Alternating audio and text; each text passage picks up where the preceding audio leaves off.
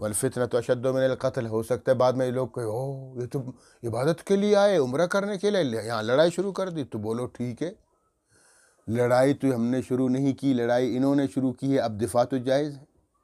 اب اچھا دوسرا الزامی جواب اللہ نے دے دیا، وہ پتہ ہے کیا وہ جواب دیا، یہ ہے کہ والفتنۃ اشد من القتل، فتنہ تو قتل سے بھی زیادہ سخت ہے۔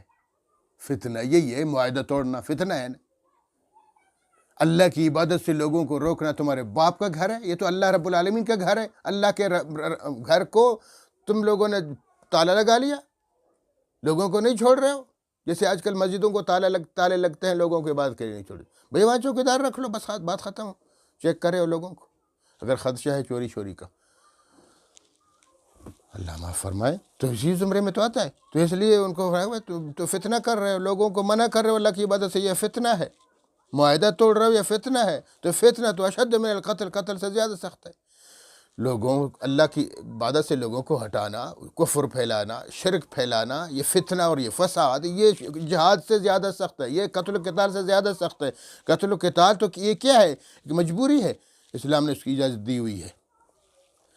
آگے فرمایا ولا تقاتلوا عند المسجد الحرام، لیکن مسجد حرام کے پاس ان کو قتل نہ کرو، کوشش کرو باہر مارو، کوشش کرو، لیکن حتی یقاتلوکم فی، ہاں اگر وہ بھی تمہیں یہاں خانہ کعبہ کے اندر، جیسے وہ خانہ کعبہ کا احترام وہ خود نہیں کریں گے تو تم بھی پھر نہ کرو، دفاع کرو، مار دو ان کو۔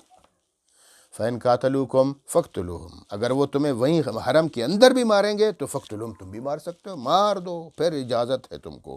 كَذَلِكَ جَزَاءُ الْكَافِرِينَ، یہی جزا اور بدلہ ہے کفار کا، کفار کا یہی بدلہ ہے کہ اگر وہ خانہ کعبہ کے اندر بھی معاہدہ توڑ کر تمہیں قتل کرنا شروع کر دیں گے تو تم بھی مارو۔ اور اس لیے فرمایا فَإِنْ انْتَهُوا، اگر وہ باز آ جاتے ہیں، مطلب معاہدہ نہیں توڑتے ہیں اور خانہ کعبہ کا تقدس بحال رکھتے ہیں، کچھ نہیں کرتے ہیں، تو پھر کوئی بات نہیں۔ فَإِنْ انْتَهُوا، اگر وہ رک جاتے ہیں تو فَإِنَّ اللَّهَ غفور الرحیم، بے شک اللہ معاف کرنے والا ہے، مہربان ہے، پھر تم ان کو مار نہیں سکو گے کسی صورت۔ اشہر حرم کا مہینہ ہے، کیسے مارو گے؟ معاہدہ انہوں نے نہیں توڑا، تم کیسے توڑو گے؟ ٹھیک ہے، تو لہٰذا تم کچھ نہیں کر سکتے ہو۔ پھر فَإِنْ انْتَهُوا، رک گئے وہ لوگ، انہوں کا کچھ نہیں، تو فَإِنَّ اللَّهَ غفور الرحیم، بے شک اللہ تعالیٰ معاف کرنے والا مہربان ہے۔ لیکن آگے فرمایا وَقَاتِلُوهُمْ، مارا کرو ان کو، حَتَّىٰ لَا تَكُونَ فِتْنَةٌ، یہاں تک کہ فتنہ ختم ہو، فتنہ ختم ہونے تک۔ معاہدہ توڑا ہوا ہے اور فتنہ فساد برپا کر رہا ہے، جب تک یہ فتنہ اور فساد دنیا میں ہے اس وقت تک تم کفار کے ساتھ لڑ رہے ہو۔ آج کتنا فتنہ ہے دنیا میں، لڑو۔ ہاں دیکھو، بیت المقدس سے لوگوں کو روکا جا رہا ہے اور وہاں کے معصوم بچوں کو مارا جا رہا ہے، اور ہمارے سارے حکمران خاموش تماشائی بنے ہوئے ہیں۔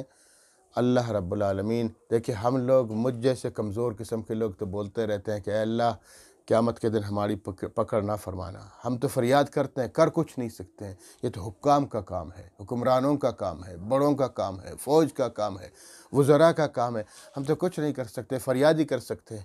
اے اللہ ہمارے حکمرانوں کے دلوں میں رحم عطا فرما، ان کے اندر غیرت پیدا فرما، کم از کم وہ اپنے مسلمان بھائیوں کا بدلہ تو لے لیں، اور تو کچھ نہیں کر سکتے۔ تو فرمایا وَقَاتِلُوهُمْ حَتَّىٰ لَا تَكُونَ فِتْنَةٌ، جب تک فتنہ ہے دنیا میں تم کفار کے ساتھ لڑتے رہو، مارو۔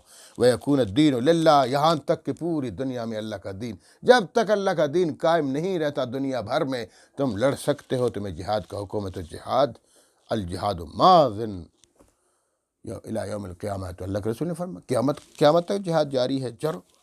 لیکن فرمایا فَإِنْ انْتَهُوا فَلَا عُدْوَانَ إِلَّا عَلَى الظَّالِمِينَ، اگر وہ باز آ جاتے ہیں، وہ چپ ہی ہو جاتے ہیں، فتنہ و فساد نہیں کرتے ہیں، صرف یہ ہے کہ وہ اپنے مذہب پر ہے، پھر تو کچھ نہیں کر سکتے۔ فَلَا عُدْوَانَ، پھر حد سے نہ بڑھنا، إِلَّا عَلَى الظَّالِمِينَ، ظالم لوگ، جو ظالم لوگ ہیں ان کو مارو، باقی ظالم لوگ کون ہیں؟ وہ جو تمہیں سے لڑنے آتے ہیں وہ مارو، کمزوروں کو نہ مارو، بچوں کو نہ مارو، عورتوں کو نہ مارو، ان کے بزرگوں کو نہ مارو، ان کے علماء کو نہ مارو، ان کے دینداروں کو نہ مارو، راہب شاہب جو بھی ہیں ان کے، وہ اپنے حساب سے کسی کو نہیں مار سکتے ہو، کھیتوں کو نقصان نہیں پہنچا سکتے ہو، صرف لڑنے والے جو تمہارے مقابلے میں آتے ہیں ان کو مارو، لیکن ان کو بھی مارنے کے بعد چھوڑ دو، ان کا مسئلہ نہ بناؤ، ان کی لاشوں کی بے حرمتی نہ کرو۔ تو اسلام نے بڑے احکامات جہاد کے بھی دیے۔ ظلم تو آج کل ہم لوگ تو اپنے مسلمانوں کو غصے میں آ کے مار کر اس کے بعد تو اس کے ٹکڑے بھی کر دیتے ہیں، پتہ نہیں کیا کیا کرتے ہیں۔ اللہ رب العالمین ہمیں صحیح معنوں میں سمجھنے کی توفیق عطا فرمائے۔ وآخر دعوانا ان الحمدللہ رب العالمین۔